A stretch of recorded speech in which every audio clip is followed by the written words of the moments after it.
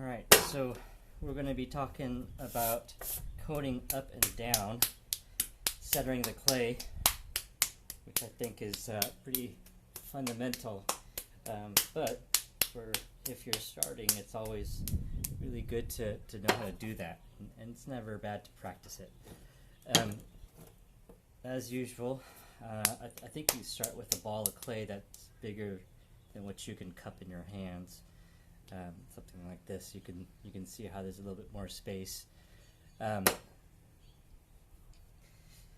Generally speaking, you don't want to have something too small, because if it's too small, you're doing like these little micro motions, and it's really hard to learn. So, and obviously, you want something big because now you're using your body differently. And I think you need to know how the clay works and how it feels before you start to use your body in different ways when working with the clay. I think this is a good size, and it's gonna be different for everyone. Alright, so here that clay is the wheel head. Pat it down.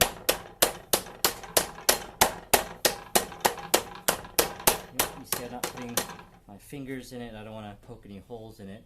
That way I might get some air pockets, and that makes it hard to work.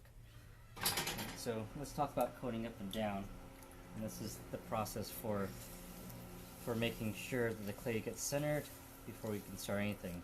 Okay, I'm going to add a little bit of water and some compression and pressure, just make sure the clay has good contact to the wheel head. I don't want it to fall off or slide off when I'm working. So the one thing to understand is this is spinning around, so no matter how we make contact with this clay, we literally have 360 hands making contact with the clay. So what we're going to do is we're going to compress the clay inwards, and that's going to force the clay up, and you'll see as we're doing that,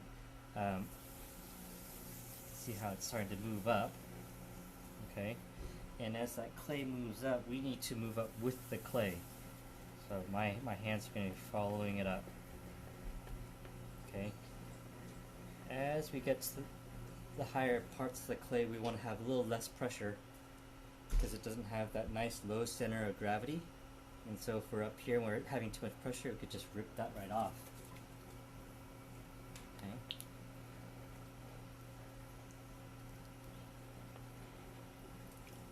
You can see I'm going to start from the bottom again. That pressure, compression is going to force the clay up, and I'm going to follow it up. Now, there's no need to get this thing this tall. I'm actually just doing it just to show you that compression is going to force that clay up. And then, after we cone up, we're going to cone down, which is the exact opposite. Instead of putting compression on the sides to make it go up, we're going to compress it on from the top, and that's going to force it down, but that's going to fill up a wider space. Okay, so you can see here, I'm going to just show with the one hand. As we compress it down, the clay comes down, but you can also see it's really wobbly. The top is really wobbly, and that's where the other hand comes in. We need to confine that clay so it's not as wobbly. So when it comes down, it's nice and centered. Okay, so both hands together, we compress the clay down, and you can see that other hand is making it so it's less wobbly. And that's a key component of what we're doing to make the clay centered.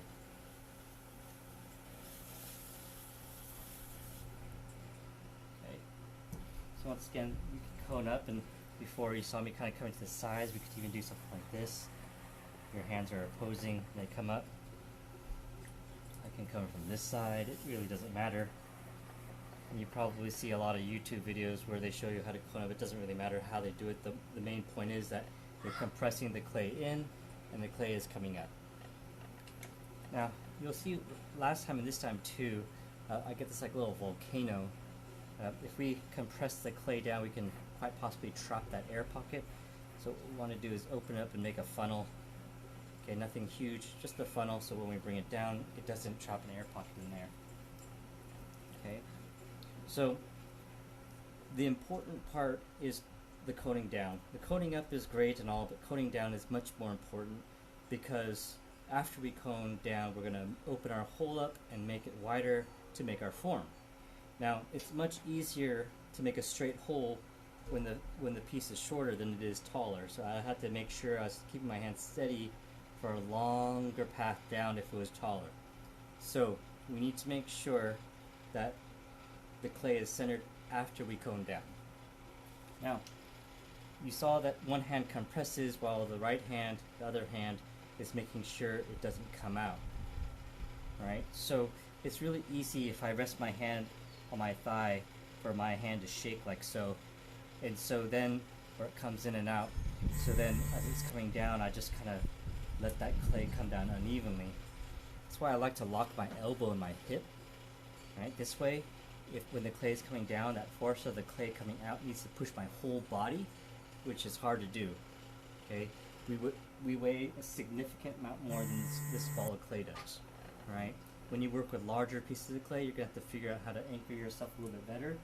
But for now, just lodge our elbow in our hip, add that right hand, and compress down. Okay, and we're gonna hold right there. I can feel the clay kind of rubbing on my hand. The water is not doing its job anymore because for the most part it's kind of gone, and so we're getting a lot of friction, and that's going to catch the clay, making it harder to be spinning under our hands, and as a result you'll have a harder time centering. So come right off, get the clay wet, and we'll come back to it, press the clay down and hold it. Some more water. As I mentioned, since we're spinning here on the wheel, this idea of maintaining your position and staying there for rotations is really, really important. If, for instance, we go down and we don't stay in rotation, we just lift right up, we've lost center. Okay, so that's no good. That's counterproductive to what we're trying to do. Fix that up. So you want to stay at that level, off nice and easy. Okay, we can stay at that level, and then we can launch really fast too. Okay, and then the clay kind of sticks to our hands, so we're pulling it as we come off. It knocks it off center once again. Okay, so two things is to keep your hand in that position for a few rotations, no further compression, and then come off real gentle. All right, make sure it stays nice and smooth. So let's cone this up again.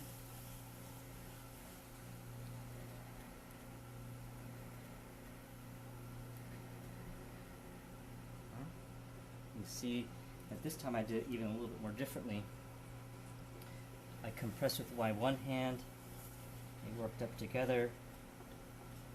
One hand creeps up a little bit higher, they come off.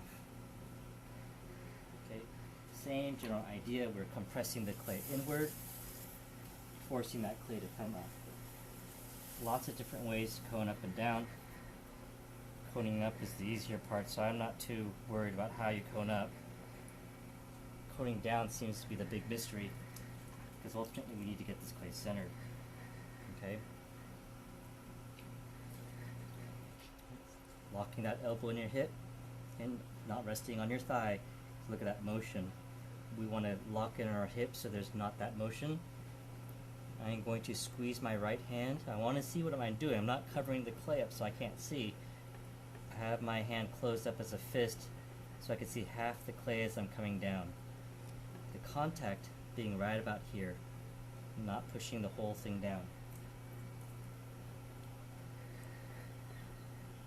You can see as the clay gets wider, my hand moves and covers a larger area as well.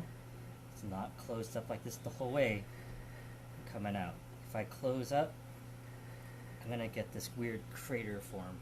And then eventually what happens is this ring of clay on the top, that little lip, will rip right off and we'll lose clay. We don't want to lose clay because that just means we can't make something as large as we want.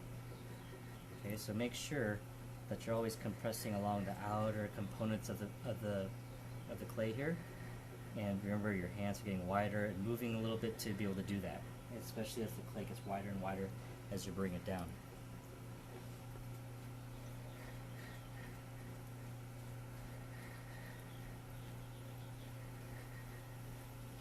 Hands getting dry again. Gonna come off nice and easy.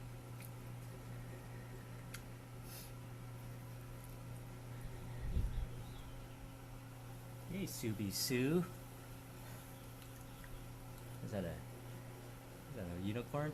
Alright, so back on here. A little tip, something they don't teach you about coning down,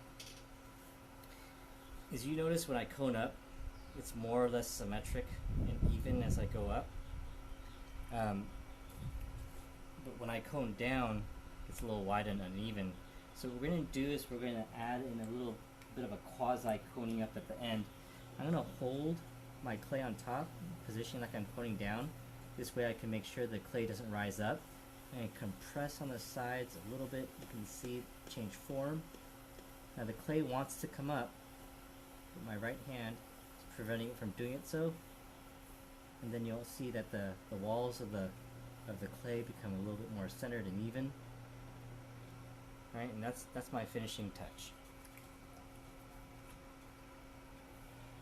Alright, once again, you can see I'm going to compress into the clay a little bit. I'm going to not let the clay come up. I'm going to smooth up the sides and come off nice and easy. Okay, so coning up and down, that's huge. We want to master that. We want to master that if we're going to make any form, because we need everything to be centered and balanced to make anything. Alright? So I'm going to cone up one more time. Compressing in and coming up. Less pressure as we come up. Getting that cone shape, that's coning up. Pressing, compressing, coming up, and off. Nice and easy.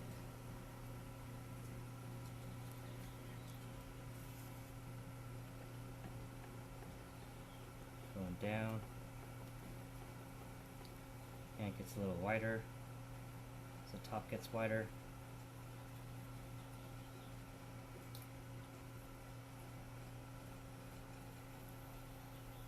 A little bit more pressure, and you'll notice that I'm not compressing down with my shoulders, rather I'm just leaning down on the clay. I'm using my body weight, not my shoulder strength.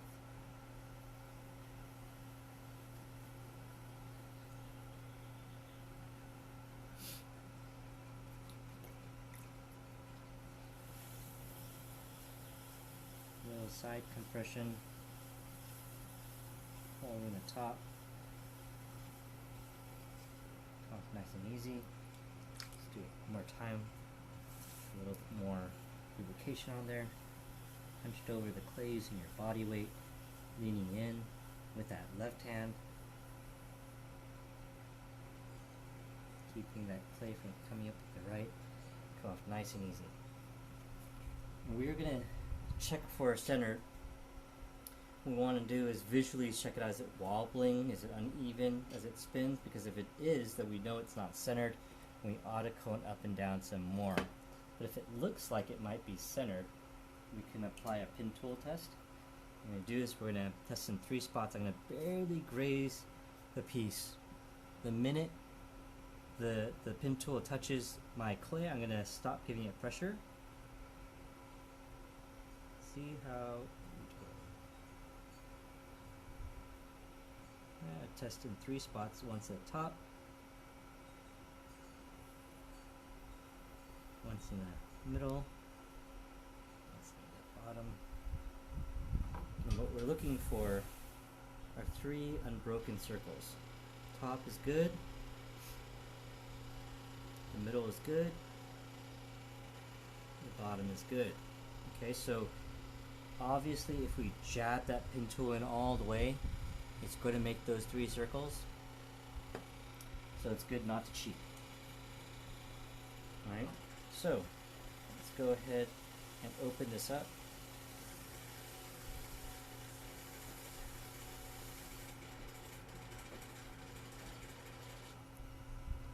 I'm going to brace my piece opposed to eyeballing center. I don't want to just kind of figure out where center is.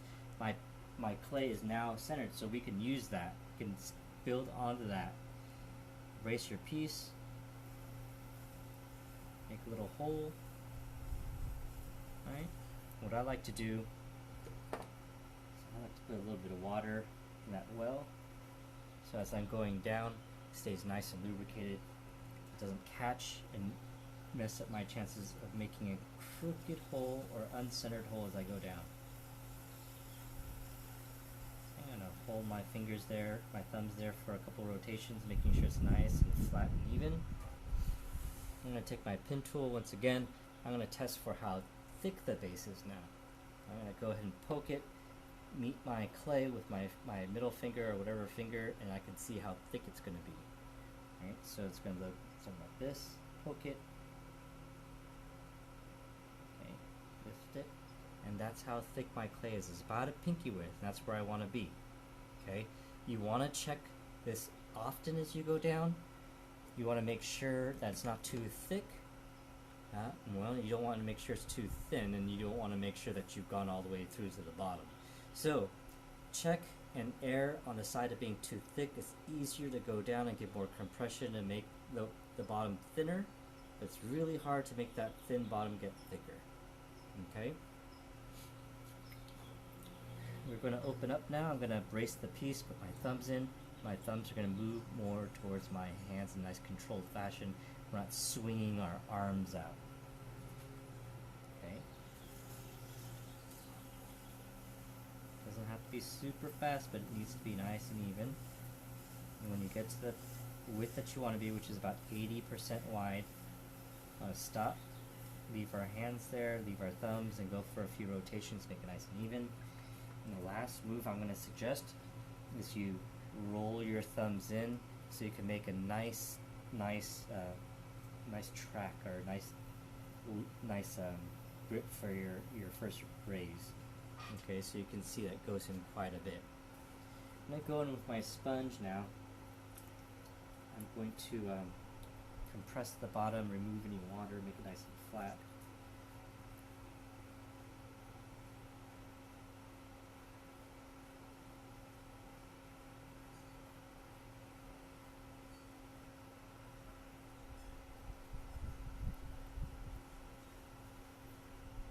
Also use your thumb.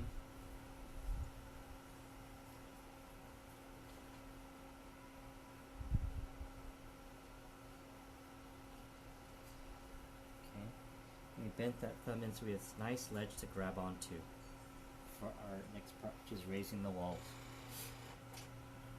So I'm pinching the clay. Left thumb is going to be a little bit lower than inside because we got that base in there. I'm going to rest my fingers on top of my thumb, and that's a place marker. What we're going to be doing is the two fingers are going to compress, and that clay, as a result of that compression, is going to move up a little bit. I'm going to lift that clay up to make it taller and taller. Right, so that thumb is going to act as a place marker because I don't know where that finger is. Especially I'm starting out, I don't know to be touching here or touching here, up here. That thumb is going to help me know where to touch that clay. So look something like this. Now the first compression, and I raise that wall.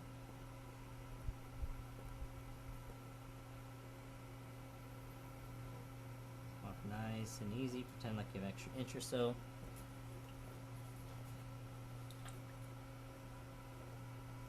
Again, got my hand in there, my thumb's going to be laying on the other side of the pot. It's a guideline for where my right hand ought to be. I'm going to do a compression. And we're not compressing as we go up, we're just raising that compressed clay.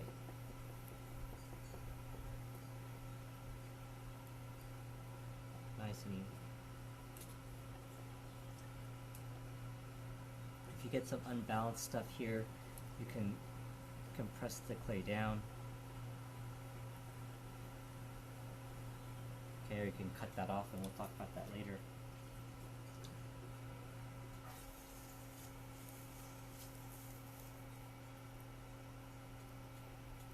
Press and raise, and suppose we knock it off center a little bit. It's not as even. What I'm gonna say, or what you ought to do, is follow your walls up.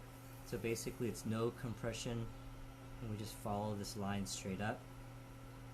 Where it's uneven, you'll feel a little bit of pressure, but you're not compressing the clay at all, you're just realigning. Okay? All the uneven clay will manifest this way to the top, so it may be a little uneven. You can take off the top really easily with the pin tool. You're going to slightly pinch the wall.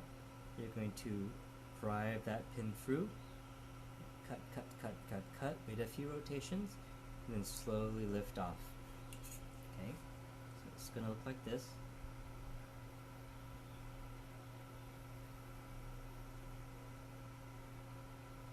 Cut, cut, cut, cut, cut.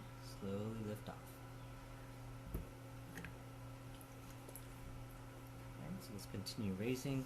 You can see now my thumb can't reach all the way down, so what I'm going to do is, so they come up together, I'm going to rest my thumb on my other hand. And that way they can come up together. That initial compression.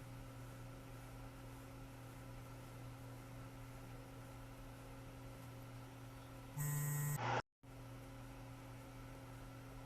all the way up. Nice and easy.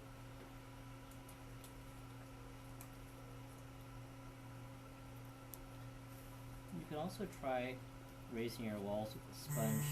I've done other videos before. I actually really like it. That way you have water in your sponge and it doesn't really dry out.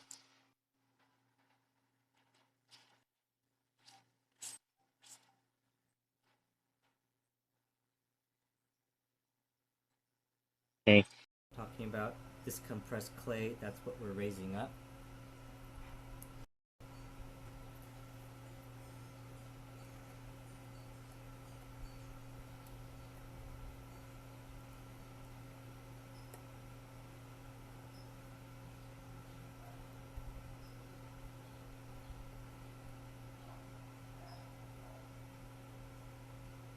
Nice and easy.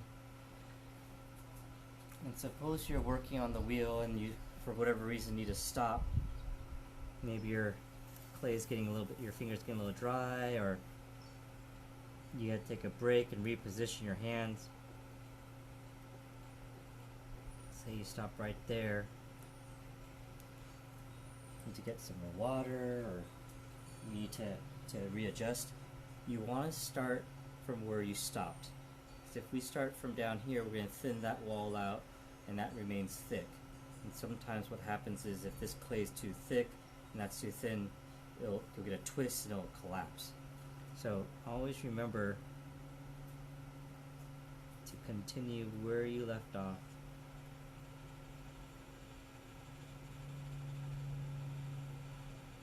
You see I'm getting a little dry. You can see it's catching a little bit. I'm going to stop. Start where I took off from and continue to work my way up.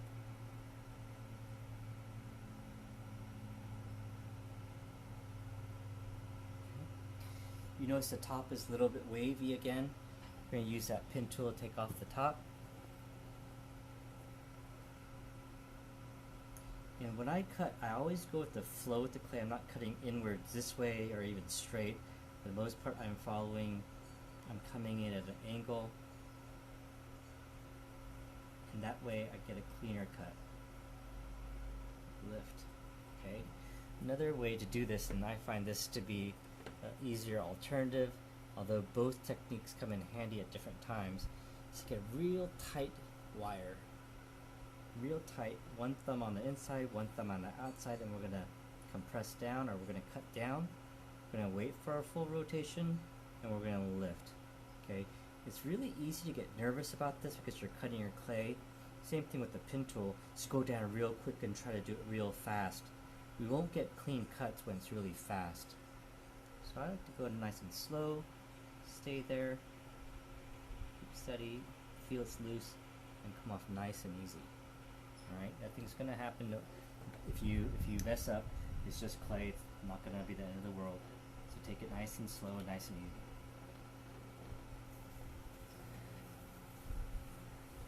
One more raise.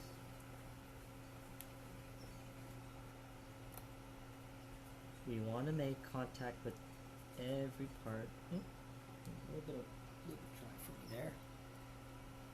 I'll take some of this wet stuff. Get nice and slick.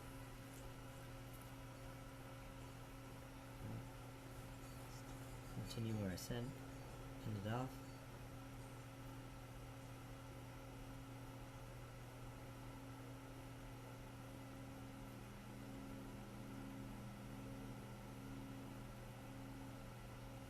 Easy. I think if you could get to be, let's see, about a pin tool thickness in your walls, you're doing an excellent job.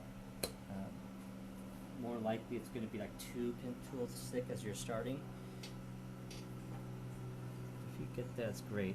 And as I was mentioning, we want to make contact with the whole piece on every level all the way up. You'll see those nice horizontal lines on the pot. We don't want to see these fast barber pole stripes going up like that. We're touching it too quickly. So you want to slow down your hand.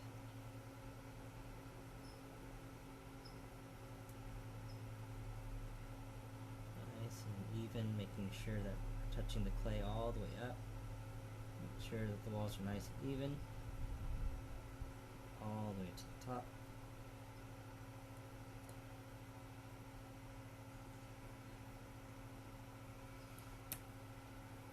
I'm going to take a wooden mauling tool, which is your tool that has that angled cut. And clean up the side.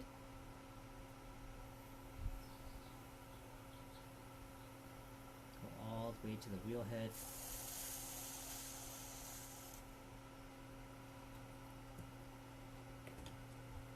Take that pin tool. I'm going to separate that clay from the wheel head. Stop the wheel. And we have our cylinder. Okay, from the cylinder, you can go to any number of forms. In fact, all our forms are going to come from the cylinder, so it's really important that you get really comfortable making this cylinder.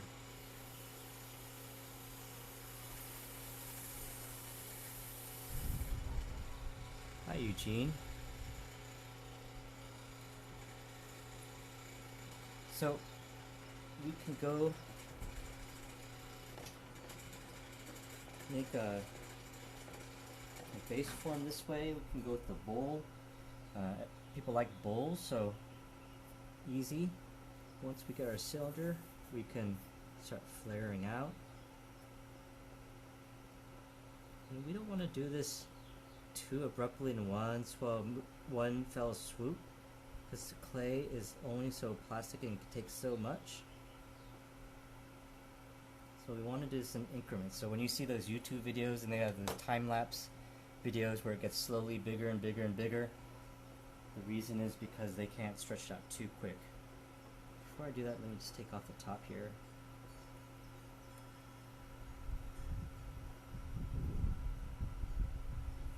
Okay, so remember, top's wobbly. What we're going to do, we're going to follow up the walls, clean it up a bit. No compression, just following it up. And straightening it out. Okay? No need to freak out, no need to get worried while we're doing it. When we get worried, we make mistakes. Alright?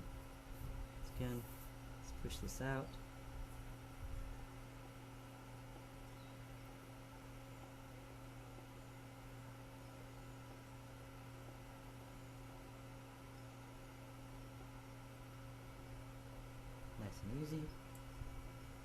nice tool for this is the rib. The rib is one of my favorite tools. They have flexible ribs like this, bend, and they have non-flexible ribs that are usually made out of wood. I thought one of them made out of metal somewhere, but this one's wood, doesn't flex. These are nice tools, and they have obviously different rigidity levels, I guess you want to say. This is a lot stiffer. Let's use this one.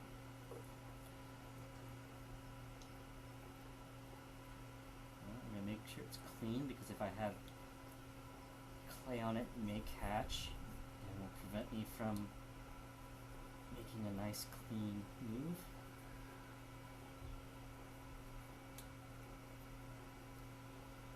And I'm going to hold it this way so you can see that curve is going to make it look nice on the interior of my bowl.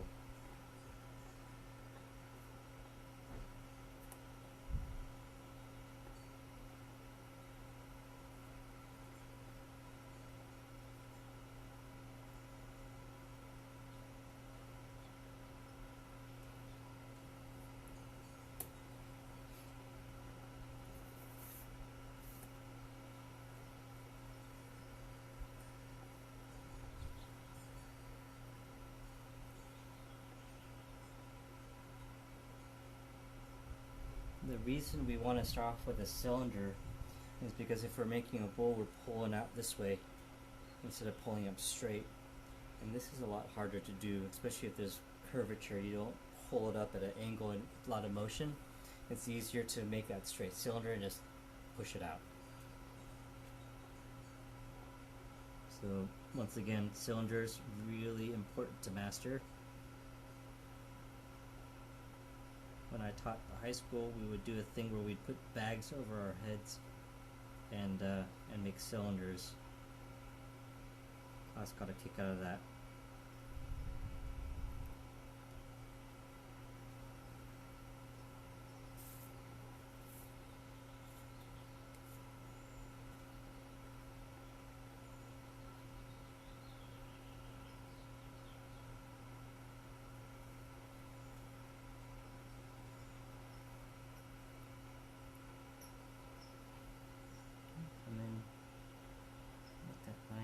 Curve in there.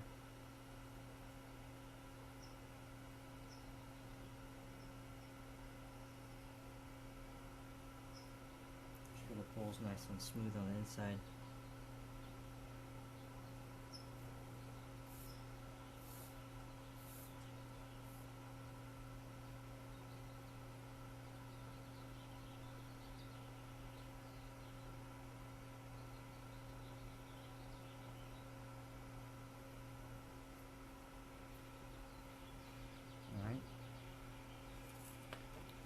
Wire. Let's cut off this top.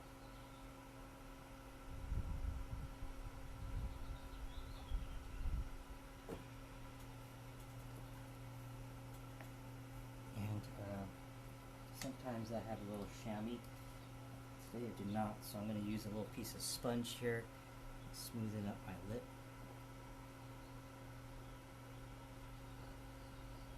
Slight compression with that sponge. Going to give me a softer lip. And I'm going to come back in with the sponge and remove that water so we don't have any problems there when it dries.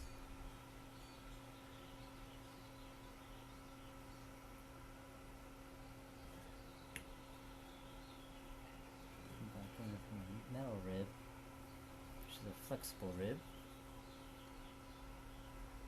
Smooth out that interior.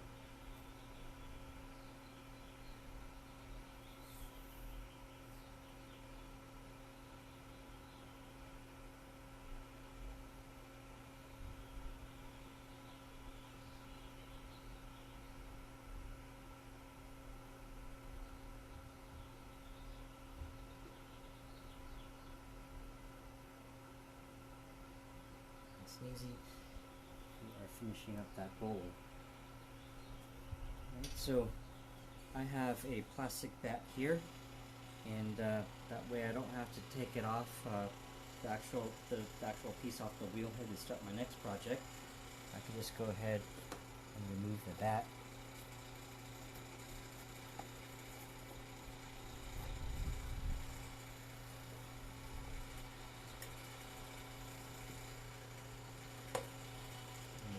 first bowl. So thank you. Come back another time. I'm new at this, so I don't have a real schedule, but I'll figure out what my schedule will be. I teach classes on Mondays in general. We're on a break right now, but every Monday mornings we'll try to film a live stream for the students that missed class they watched elsewhere. But feel free to join us and to learn a little bit more about making pottery.